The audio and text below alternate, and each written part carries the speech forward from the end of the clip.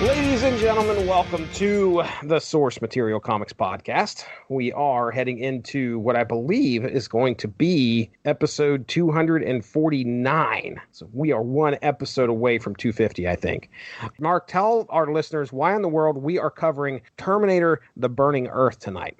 The spiritual, not sequential sequel to Terminator 2 Judgment Day is upon us. James Cameron is back in the saddle again. Back in the saddle again. Come on, Aerosmith. You with me? I got you. All right, moving on. James Cameron has returned to the Terminator franchise to wrest it from Big Dick Buster. Oh, no, he can't stop himself. Be ready, people. Bumpy Johnson and Big Dick Buster have had their way with the Terminator franchise since Terminator 3. That was a dark fate I wasn't expecting, sir.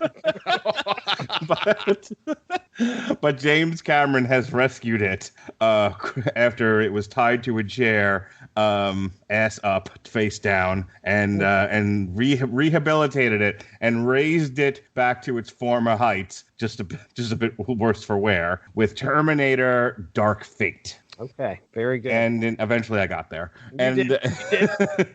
So in honor of James Cameron's return to the Terminator franchise, we are looking at a trade paperback for a collection of, I believe it was five or six issues from, I think it was the 90s. No, yeah, it was the 90s, right before Terminator 2 came out. Terminator: The Burning Earth, the comic book sequel to the original Terminator. The very loose comic book sequel, we will say.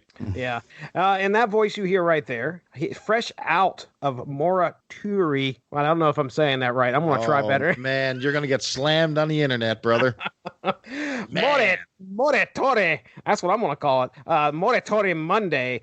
He is Chris Bailey. Chris Bailey, welcome back to the Source Material Comics Podcast. Thank you, my brother. They don't let me out of the cage to get into the Source Material Podcast too often, especially after the Alan Moore incident, which apparently I was banned for a little while. But now I'm back. The Canadian office is represented, and we're here ready to talk about some shitty Now comics. Oh, boy. Now Comics. So this is a company that I have probably bought, I don't know, in my lifetime, maybe 3 comics, and they were probably thrown in a box that I was completely unaware of.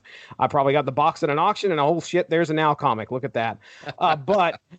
So I do remember seeing these comics sitting on the spinner rack, specifically back in the early 90s. I kind of wondered what had happened to them, and I jumped in and did a little bit of research about Now Comics and learned a few things. And it sounds like you yourself, Chris, you kind of looked at like some of the titles that they were covering. Any idea, were you picking up Now Comics at any time? Like, I know that if there was anything I was probably going to get my hands on, it was the real Ghostbusters. That probably looked, if anything, like I would pick up back in the day. That would have probably been it. Were you picking up any of these comics? Yes, sir. So I pretty well cleaned out the rack every month, whatever I could find. And Now Comics had so many franchises that I loved, from Fright Night to Ghostbusters, Green Hornet. I mean, Mr. T and the T-Force, gentlemen.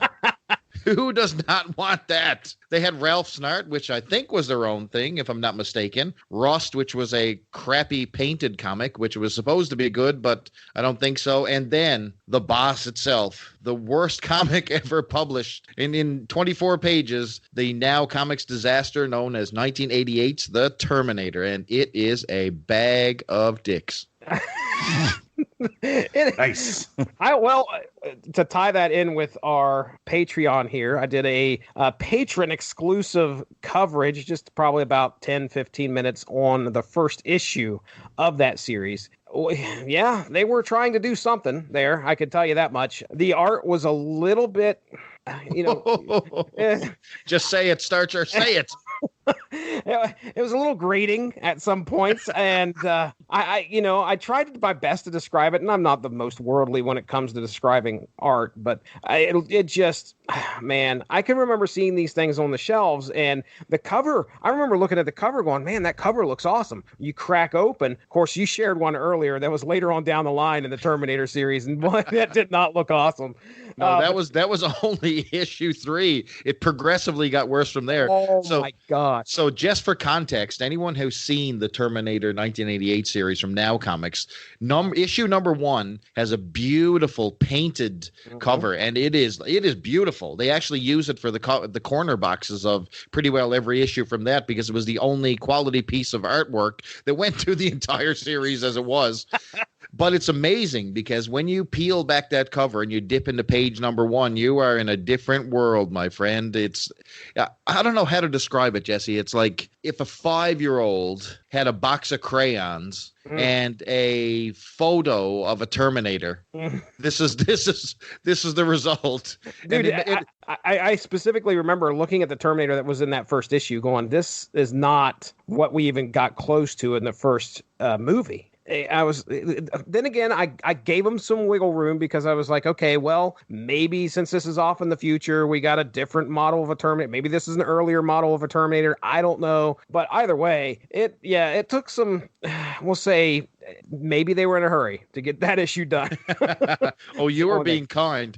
That series is so bad that the artist from this book, Mr. Alex Ross, actually goes on a rampage in the trade paperback version of this book and just trashes the entire company and the art from that original book. It is complete garbage. I don't know how else to say it. Complete garbage. Mark, you chose Burning Earth. I don't know if you said why. I mean, I understand why we're doing the book, but was this just something that come up on a list and you were like, okay, well, the Burning Earth features Alex Ross, we're going to pick it? Or was it something where just a lot of people were saying, check it out? It was a combination of Eisner Award winner and standalone story. Okay. And what I could find in an Amazon search. I like it. They specifically, I mean, one of the biggest accolades of this comic is that it is the first work of one Alex Ross. Now, Alex Ross has a unbelievable art career ahead of him at this point in time. I've read a little bit there from what you're talking about there, Hero, where I think he was doing like work for an ad agency or something. Yep. And then he got the phone call from one of his buddies. It's like, hey, you got to check this out. If you want to try comics, you got to try this. And so he's like, oh yeah, I can do this. No problem. And he steps into it and he says he's burnt out by page 2. And I was like, damn, man, he didn't know what he was getting into. Well, apparently he used like actual paints in the beginning, and they want him to use watercolor, because apparently when you use regular oil paints, it doesn't transfer with the print process properly. So he wasn't familiar with watercolor, and suddenly he had to draw an entire book. And of course, this shit is not bleeding right. It's not, inking properly as he'd want it. And I don't even think he was pleased with his own results. But you know what? For someone's first art, I guarantee you, this is not a bad start. For Now Comics, it's a goddamn miracle. Yeah, no shit, man. They stumbled upon this guy. And I love reading I was reading the part from, by the way, our creators here. I'm going to just get that out of the way so I can mention this other guy. Terminator the Burning Earth, first published 1990 by Now Comics. Published as a 5-part story utilizing characters featured in James Cameron's popular film, The Terminator. The story was written by Ron Fortier, is what I'm going to go with. It might be Fortier. And illustrated by Alex Ross. So Ron, he has a little bit of a letter here in the front of this book in the foreword, and he's talking about how he was in the middle of doing this book. He was doing the Terminator series. He is just completely worn out. His intent originally was to go to Now Comics and pitch something to try and bring back the Green Hornet. They oblige his pitch, but they also say, hey, we want you to stick around and we want you to do Terminator. So he's begrudgingly doing Terminator while he's doing Green Hornet. Finally, he gets a call from Now Comics, the publisher. I can't remember who he said called him, but they say, hey, the series is ended. And he says he gets off the phone and he has a yell of jubilation because he's so tired of writing Terminator at this point. And then he gets a call back and they say, well, hey, we need 5 more issues and you've got to wrap it up. You've got to get everything together and finalize this story. And he's like, okay, I could do it. And then, oh, by the way, you've got a new artist that's going to be doing the book. And he mentions some of the troubles he had with the previous artist in that foreword. He says, but by the way, you've got a brand new artist who's never done a comic book before. And I'm like, well, damn.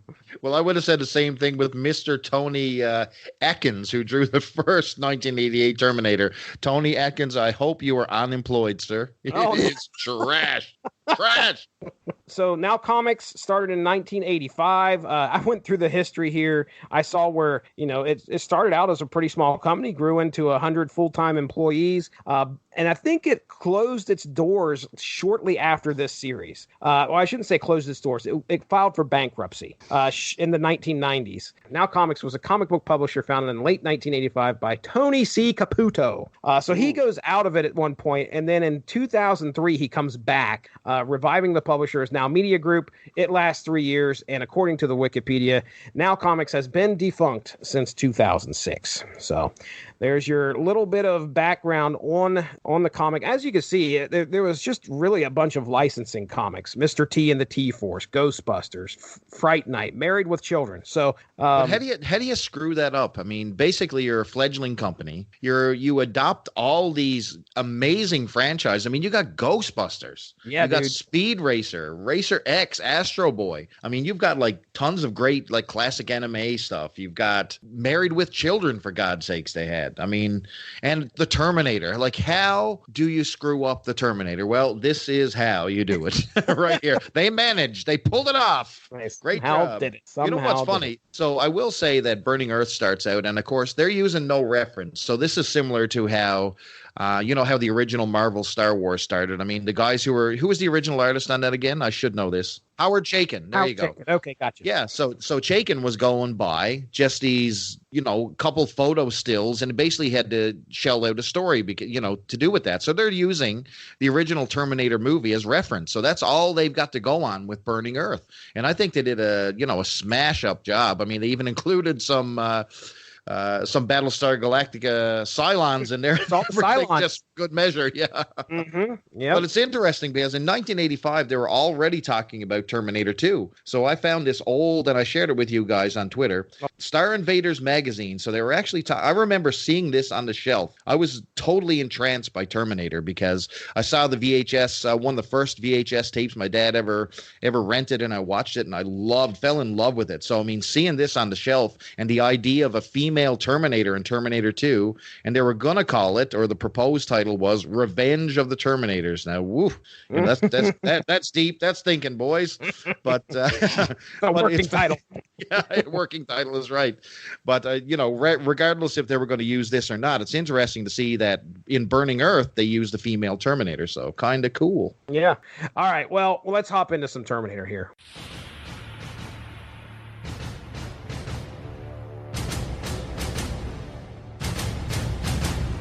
As the humans continue their unending fight against Skynet and their relentless killing machines called Terminators, John Connor, the man fated to end the war against the machines, is beginning to believe the end is nowhere near. Battle-worn and weary, in a moment of weakness, John almost commits suicide, but is interrupted when some fighters are in trouble. Unable to save them, he is inspired by their resolve to never give up and decides to carry on the fight. Meanwhile, Skynet has made a decision to immediately engage a strategy that involves the deployment of 200,000 nuclear bombs in order to eradicate the remains of the human populace. Discovering Skynet's intent, John's group of rebels put into play a plan to stop the machines as soon as possible by heading to Thunder Mountain and splitting up into two groups. Connor's group attacks the main base inside the mountain, while a second group takes out an outside generator. Unfortunately, Skynet was waiting on John's team, and they are ambushed. With some of the group sacrificing themselves, buying them time, John and the rest of the team scale the mountain. When the final day arrives, Skynet has begun bombing large cities. However, the chaotic wind, fire, and destruction created gives John and his team enough of a distraction to get inside the base. Once inside, John's team heads for the CPU in order to destroy it. Encountering some Terminators inside, John is able to battle his way and shoot up the CPU. When John's rope is shot, he lands on the floor to look up and face down the barrel of a gun-wielding Terminator. Bracing for his death, the red eyes of the robot go dark, and Connor realizes they have finally succeeded in shutting down Skynet. All right, there you go. There is your 10-cent synopsis for Terminator: The Burning Earth. We'll start with Mark Radulich. Mark, first off, I mean, you got any? What do you think? What do you think so far? What do you think getting into it? What are your thoughts here? It's a very simple story. I'm actually surprised how short it was. I read it on my phone at work before reading it on my phone at work made me blind. Okay, squinty eyes. Yeah, but that's how short this story is I could actually get through it before I was like, nope, I have a migraine and now need to vomit. Some of the stuff we've done this past year may have also been 5 or 6 issues, but I felt like it took 6 weeks to get through. Yeah, dude. Yeah, you look at some of this text. I mean, it's really short. Yeah, it's really easy to get through. There's like maybe sometimes two dialogue balloons on a page. It reminded me a little bit of the concept of Rogue One, where you have this sort of suicide mission where probably people aren't going to get through this, but if they're successful, they will have served the greater good against a great evil. You know, as like at this point, trying to preserve life isn't the goal. The goal is to just defeat the enemy at all costs. Yeah, you need to survive. There is no survival if Skynet wins. I mean, and that's what works about this story. Again, it's very, very simple. What really sets things in motion when things are looking their darkest is Skynet has decided, well, fuck it, we don't need clean air to breathe. I would think that 200,000, I'm reading this again, weapons inventory, nuclear stockpile at 200,000 armed units. Because I was like, man, that seems like an awful lot. And then they're going to carpet bomb the human race with nuclear weapons. Nothing will survive. But, you know, Skynet, again, doesn't need humanity or living things to exist. It just needs to win. Yep. So that made sense to me. You know, that's essentially what's happening here is you're fighting a computer. And so long as it has access to power, like actual electrical power, who cares? Mm-hmm. I'm actually surprised Skynet didn't try this earlier. Like Judgment Day, it gets a hold of the nuclear missiles and just launches all over the world. Why didn't you just keep going? You know, or was that all of them? You're not really sure. I'm really surprised anyone ever survived in Judgment Day, but nonetheless, the humans are kind of looking at each other and going, well, last stand, either we're successful or we're all dead. There was no getting out of it. It's that bleak. It's that concrete. Either we are successful today, not tomorrow, not a week from now, right now, or we're all dead. Mm-hmm. And so you have the suicide mission where people are willing to sacrifice themselves for the greater good. There's a great sense of urgency and tension against an insurmountable enemy. I mean, when you think about it, Skynet's Terminators don't get tired. Yeah, they have no moral compass. They are just death machines. They are flying knives. That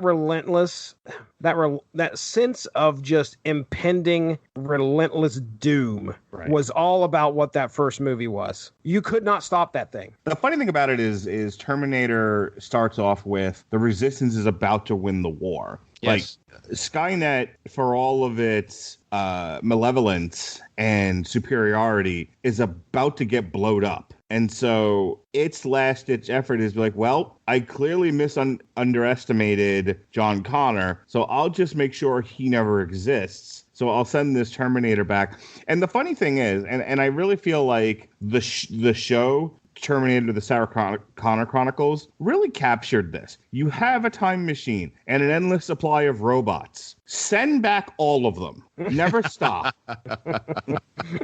Yes, exactly. So she kills one, but could you not just capture that in a time machine and send back more? I mean, it completely defies description. You kill one and it just ends the entire chain of events. No, Sherry. I mean, there's a lot more to it, I think, in the sense of I think when they sent back Arnold to kill Sarah, at that point, it's like minutes away from Skynet being disconnected. Yes. Someone just reaching back and pulling out the plug. Arnold's the only one that could go back because there wasn't time to send anyone else back. But you figure if the butterfly effect is a thing. Once the Terminator lands back in Los Angeles, then you don't really know what's happening in the far future. At that point, is Skynet on the verge of being blown up? Are things different now? Could there have been more time? Certainly the Sarah Connor Chronicles set up the idea that Skynet suddenly had more time on its hands to send back an endless supply of robots, 2 seasons worth, as a matter of fact. And a girl one, and a this one, and a that one, and really, what didn't they send back? I think they were like dog Terminators at one point.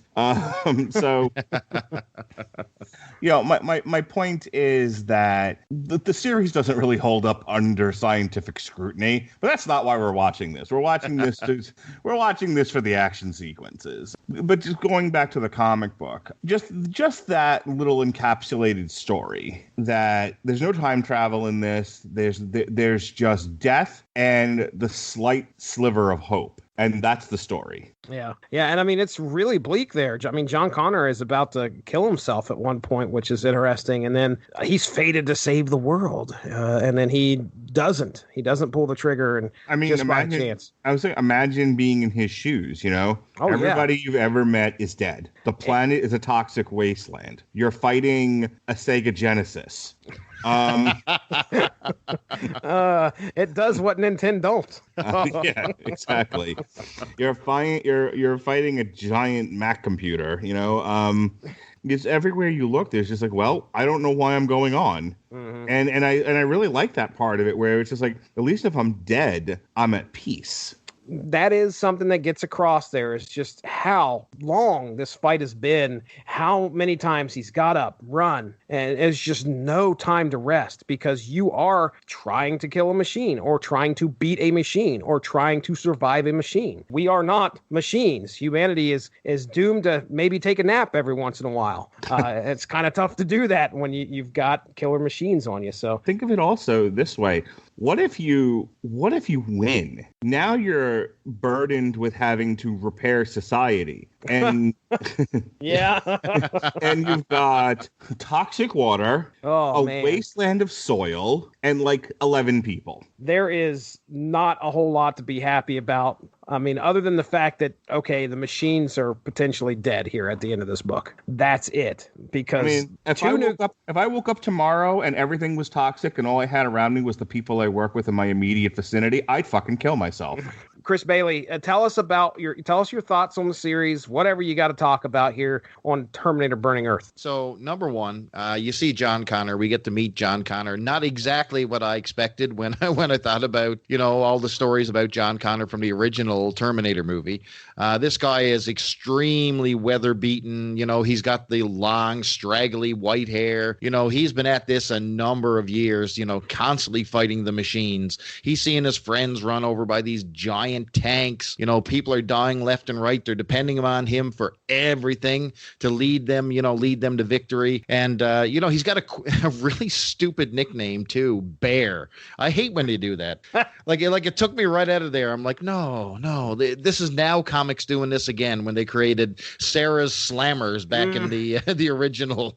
I mean, it's just lame. But the series is extremely simplistic. So basically, it's the Terminators attack. John Connor says, we are going to Thunder Mountain to shut them down. Fight. I know. Thunder Mountain. You couldn't come up with anything more original than like a Disney Big Thunder Mountain. That's all I could keep thinking of. They're going to Big Thunder Mountain.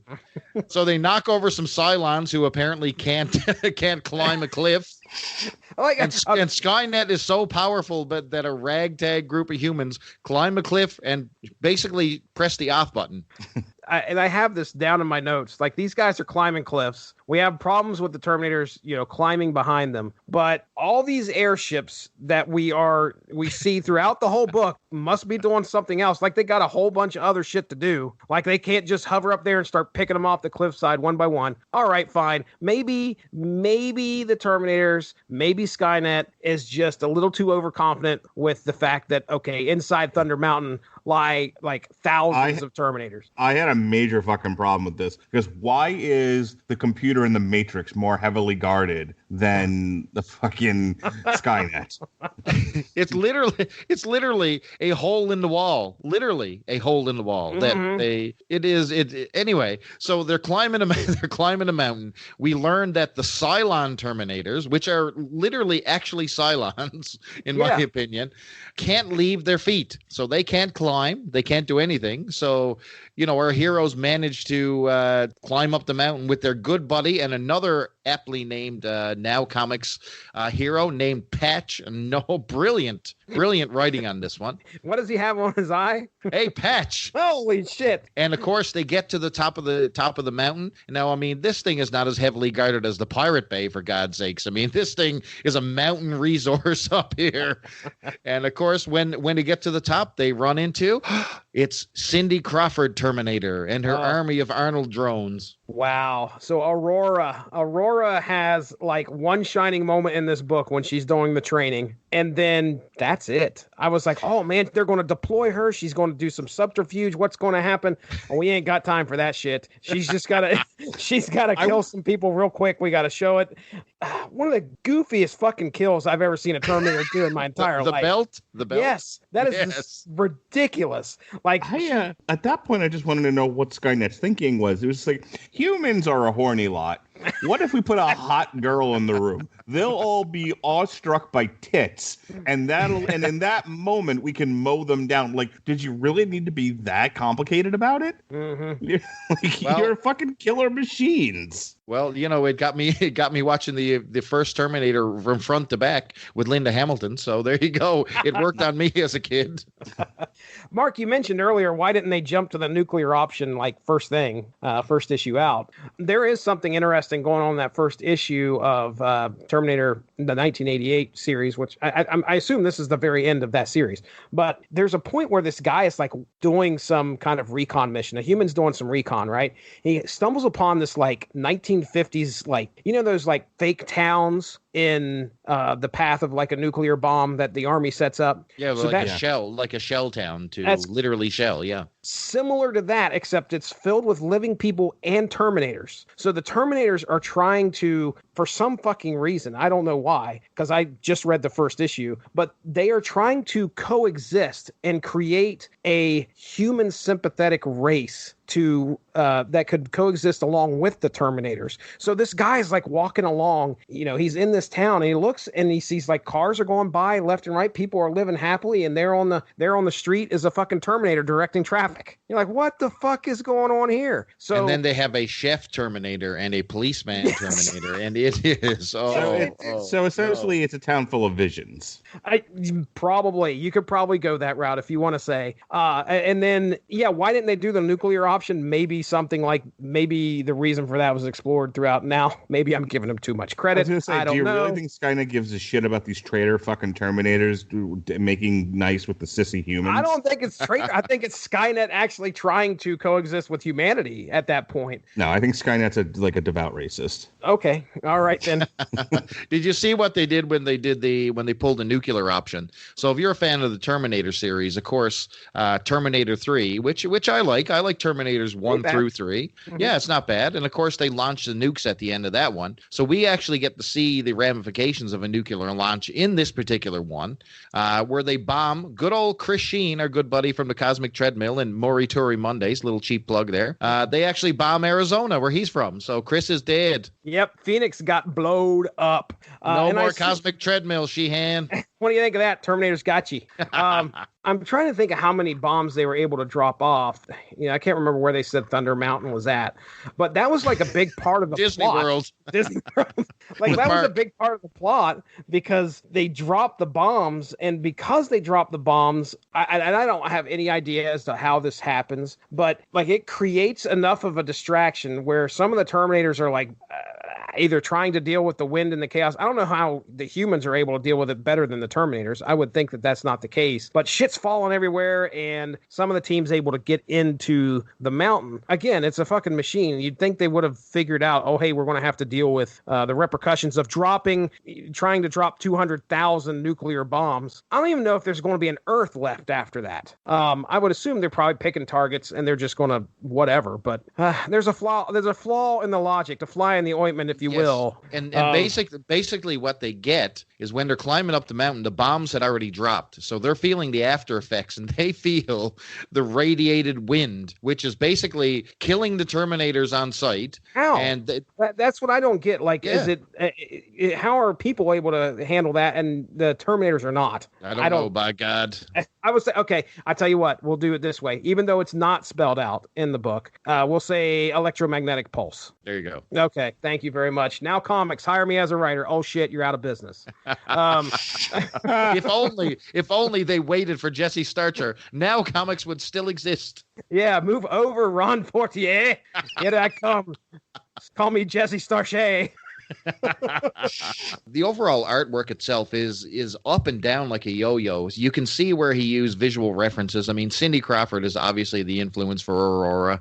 He even says himself that he went from using photo reference in the first couple pages to just winging it. And you can really see it because John Connor is a different person almost every single page. Now, he looks great, but, you can't tell John from page 1 to page 24 by the time, it's just so up and down, so inconsistent, which is unusual for Alex Ross. I mean, you can really tell that he's just getting his feet wet here. But much of it, I mean, the Terminators are still beautiful. I mean, just the end Terminator and the end scene. So basically what happens, the entire story is Terminators attack. They got to go to Big Thunder Mountain to shut Skynet down. The bombs are dropped. They just manage to get inside, and they repel inside and shut Skynet off. So the entire book ends with John Connor lying down, and there's a Terminator with a gun pointed on him, and he thinks he's about to die. And of course, at that particular point, Skynet actually decides to shut off. So the Terminators are just waiting there to set, trying to get input, trying to get, what to do next from Skynet, and nothing ever comes. So they're like dead drones standing there.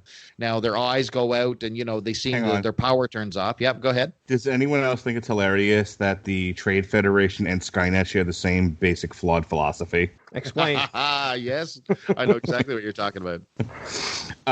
Do you know what the Trade Federation is, Jesse? No, I have no idea. That's from the Phantom Menace. Oh, okay. All right, go ahead. And their whole thing was remote-controlled robots that once you blew up the mothership that was sending out the signal, your monstrous droid army was then shut off. Mm-hmm. Maybe they should have combined the two with the Terminator burning Earth and like when Anakin goes up and blows up shit up in the Phantom Menace. Maybe it happens at the same time. There you go. Just to add story purposes. But anyway, they basically shut him down, and there's a cool scene to finish off the book, and it's one of the few that I really, really like about it.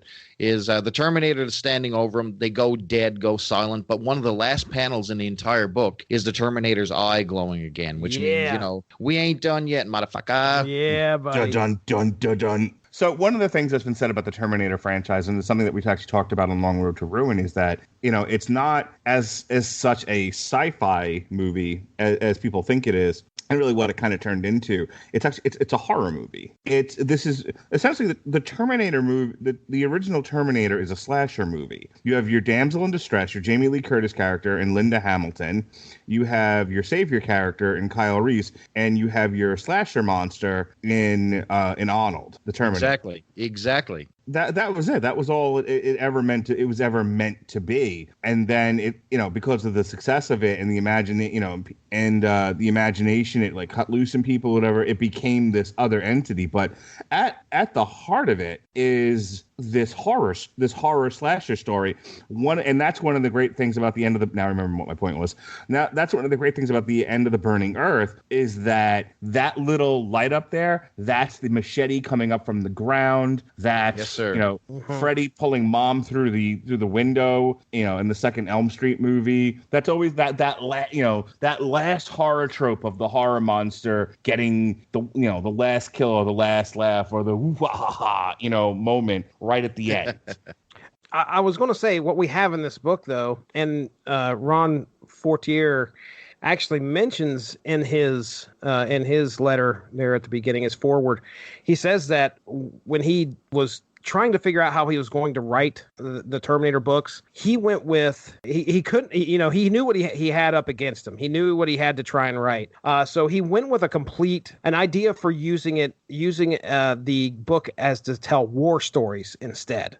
The reason I'm telling you that is that because this definitely feels like obviously more of a war story. He mentioned Sergeant Rock as being one of his influences. He mentioned a couple other army-related books or military-related books that kind of inspired him and like what the kind of tales he was going to tell.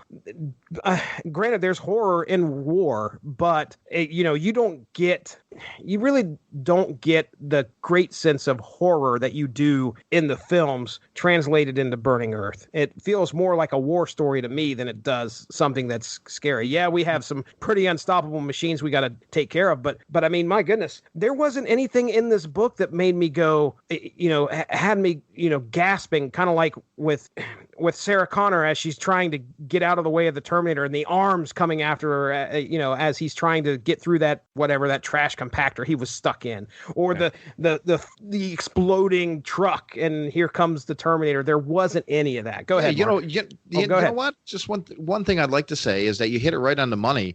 I think a lot of what Now Comics was missing in their Terminator book was actually Terminators. I mean, you got to see tanks, you got to see these crappy Cylon ones, you got to see Cindy Crawford, but you really didn't get to see many Terminators at all. Yeah. And I think it's really bizarre because the entire series only lasted 18 issues originally with Now Comics. And I mean, the amount of actually humans versus Terminators is minimal. Mm-hmm. And I think, if you're making a Terminator movie, a Terminator show, maybe you should have some Terminators. I'm just saying. I don't know. What do you think? What do you think? But what do you think, Radulich? Well, a couple of things. One, the Terminators are supposed to be a zombie aesthetic. That's why they look like skeletons. So that's one of the things they were going for. Again, the horror motif. They went. It's a play on the zombie horror movie. Essentially, when you break down and deconstruct the original Terminator movie, it's two people trying to survive zombies chasing them. And the zombie aesthetic is essentially these Terminators that look like walking skeletons chasing after you, right? So that's one thing. The other thing is, I think if you're a creative person, you can actually. There was a movie that came out, I think it was last year. It was called Overlord, and it's a war picture, but it's also a horror movie. I didn't see it. I think Winfrey might have seen it, and he might be able to speak to this a little bit more intelligently than I can. But there are absolutely ways you can incorporate a horror aesthetic in a wartime setting. They missed an opportunity to do it with the book, but I think if you tried to interpret the book in a cinematic format, it could absolutely be done. Especially if you really hammer in the trauma of war. Yeah. If you start dealing in like flashbacks and hallucinations, dreams, night terrors, that sort of thing, you can do a lot, I think, with the horror themes without having somebody jingling pots and pans and yelling oogie boogie boogie at you as they come running at you on screen. Yeah. Add that to the bingo card. Oh yeah, oogie boogie boogie. Yes, add oogie boogie woogie running at you on screen.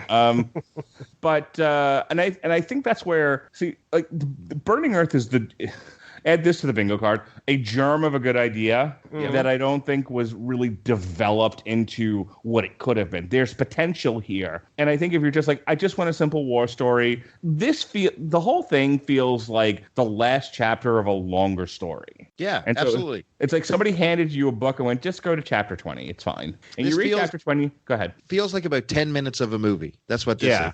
Right. Yeah. You jump to the last act of the movie. If it's a 90-minute movie, the first 60 minutes are, world building and then living in this person. John Connor lives in an interesting world. And when you're having to balance your own anxieties and insecurities and fears and trauma with having to lead other traumatized and scared people against a faceless evil, I think there's a lot to do with that. And you can spend 45 minutes to an hour of a movie dealing with that. And then the last 30 minutes when they realize, well, if we don't go now, we're going to get bombed out of existence, in this Rogue One suicide mission attempt to save the world from certain destruction. And then I think you've got something. And that ultimately is sort of the good and the bad about the Burning Earth. The Burning Earth sort of says, so we're not going to do any of that. We're going to George Lucas this shit, and we're only going to tell you 10 minutes of a story. Okay. Chris Bailey, tell us your final thoughts here on this book. Anything left unsaid? Listen, for Now Comics, this is absolute genius, to be quite honest with you. If this is the end of days for Now Comics, this was a good sign-off party for them. Overall, I mean, very, very brief story. Like you said, it's about 10 minutes of a movie. There's really not much going on outside of like one little very, very thin plot point. The art is inconsistent. It's up and down, but it's still pretty damn impressive in different parts. Alex Ross is, just starting to hone his craft here. And, it's pretty rough when you consider the work that this man has done. But, hey, everybody got to start somewhere. And guess what? I bet either of us can't draw John Connor any better than he can here. So, yeah. But overall, I enjoyed rereading this again. I haven't read this since it originally came out on store shelves. So, it was good to go back. But it was an extremely breezy read. And you know what? For the sake of the podcast, I thought it was a pretty fun ride all the way around. I love Terminator, so yeah. and I love Genesis. I love Terminator Genesis, and I'm not afraid to say it. One of the things that you guys brought up, you just talked about it for quite a while, is the fact that this was like almost like the last half hour of an action film. And granted, this is supposed to be the last 5 issues of the series. Okay, yeah. But, imagine picking this up off the shelf and this is the only trade paperback of Terminator you've ever read. I can tell you that other than John Connor, if I've seen the movies, I have a little bit of a history and a little bit of rapport with that character. None of these other fucknuts I have any other, I have no emotion with. Like if somebody gets bit by a snake and I'm like, oh, that sucks. What about Patch? Patch. Oh, he was unique. Yeah. I mean, it's just, and he's, I don't know. There isn't enough here to make me invested in a lot of the threat that these characters face. I'm just, I'm waiting for some bloodletting to happen. I'm waiting for some Terminators to bite the dust and John Connor to save the day. Do you think you would have had a different approach if you didn't have to read it all at once? Like if you were waiting for like the next issue, do you think, in other words, if you were reading it monthly instead of all at once, do you think you would have had a different reaction? If this is supposed to be the end of the series, there were names that were being dropped, like of some of the characters that I think I should have known. So if I was reading this monthly, if I'm starting with the first issue of whatever Burning Earth is, I'm still in the same boat, I think, with the characters. Mm-hmm. If I got what's come before that, establishing some of the characters, which unfortunately I've not read all of the Now Terminator series, so I don't know if any of these characters, like Patch or what was one of the other ones' names, started with an L, like Leif Erikson or some shit. I can't remember his name. It was like for something. I just remember there were a couple names that were being yelled out, like, oh, these must have been established characters at some point. I assume. I don't know. Well, sure. the original series has Sarah Slammers and the big leader guy, Johnny O, which luckily we do not see anymore in this series. So hopefully all those characters bit the biscuit in this one. Okay. I see what you did there. All right. Well, yeah, I had a good time. I mean, as always, I love, if it's a good comic, bad comic, as long as I got the chance to talk about it with you guys, that's really all I needed. So had a good time.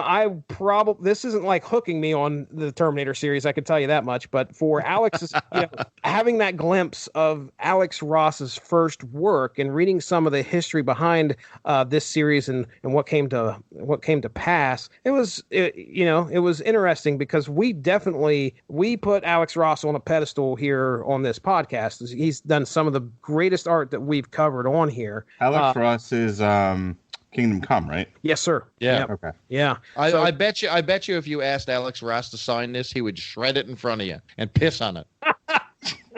I think this will bring our fun discussion of Terminator Burning Earth to a close. Plugs. On behalf of Donna Martin and her ugly face,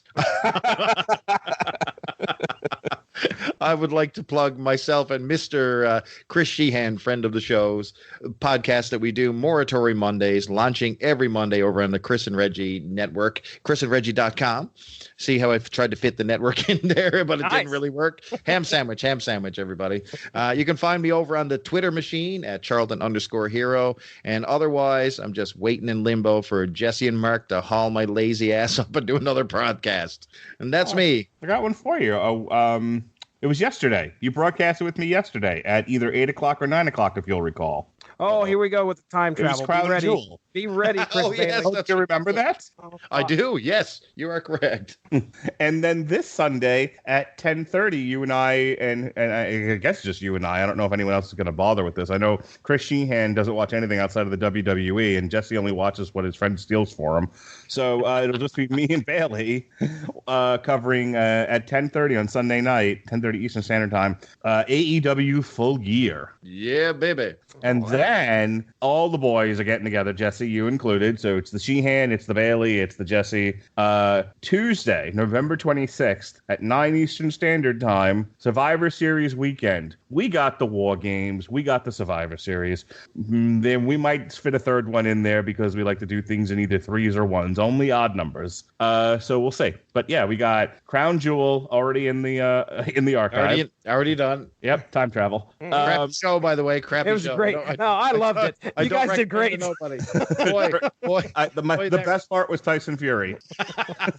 old man pimp flair. I love that. That was my favorite part. And then the 10th is AEW Full Gear, and then the 26th is Survivor Series weekend. All right, Mark Radulich, what's the schedule, man? Tomorrow on the Radulich and Broadcasting Network, this is a true network, that's right, a series of connected podcasts, many different. Damn You Hollywood, Source Material, Metal Hammer of Doom, some football fucking thing we've only got one show of. The whole deal, okay? A real network. What about the most popular show, Unspoken Issues? That's right. We haven't talked about that. That's right. It's a network. Damn You Hollywood will be reviewing Terminator Dark Fate. Jesse finally got to pick an album to review. Jesse, you've had quite a few in the past 2 months. I'm a lucky man. You and Robert Winfrey are starting to pick more stuff that you guys want to do on my network. I've lost control of the whole thing. No. Oh, my. Oh, no. This 1 or 2 shows you guys are picking topics for per month has gotten me quite anxious. I'm actually fanning myself as we speak. Oh, he's got the sweats. So you guys, I feel a coup is going to happen. Like you and Robert Winfrey are going to take over, and it really will become the Ham Sandwich Network. Perfect. What is the album I picked? Which one is this? As I Lay Dying, Shaped by Fire. Oh yeah, dude. There'll be an on trial on the 7th of November for 13 hours. I will actually not be prosecuting or defending. I will be judging that one. Andrew Graham will be prosecuting 13 hours. He has brought charges on this movie, so Sean will be defending, and a good time will be had by all. I'll be having the best time. I don't have to do much. As I said before, we'll have a TV party on the 10th for AEW Full Gear. And then we have an entire week dedicated to Stephen King. We're doing Stephen King's End on Source Material. I'm sure other people will be on the show, so I'll have to behave myself, so no roast beef vagina jokes. We'll be reviewing Dr. Sleep on Damn You Hollywood. Roast beef vagina, not on the bingo card. Another Jesse Starcher pick, Rum Ahoy, Time to Party. And there'll be an on trial for The Shining, where I think I'm going to prosecute that one just because everyone tells me it's a great movie. So I'm going to try to nitpick it to death. That's my job. Okay, for Chris Bailey. And then Mark Radulich, I am Jesse Starcher. We will talk to you next Monday. Have a good one. Bye-bye. Thank you all for joining us. Make sure to give that Radulich in Broadcasting Facebook page a like to stay up on top of all the great podcasts we have to offer. We are at home on Spreaker, but you can also find us on iTunes, Stitcher, TuneIn Radio, and recently we have hit the air on Spotify. Find your favorite podcast platform and type in RADULICH to subscribe for some great content. If you enjoyed this show, please feel free to share and spread the word. And as always, we appreciate any feedback and look forward to entertaining you again soon.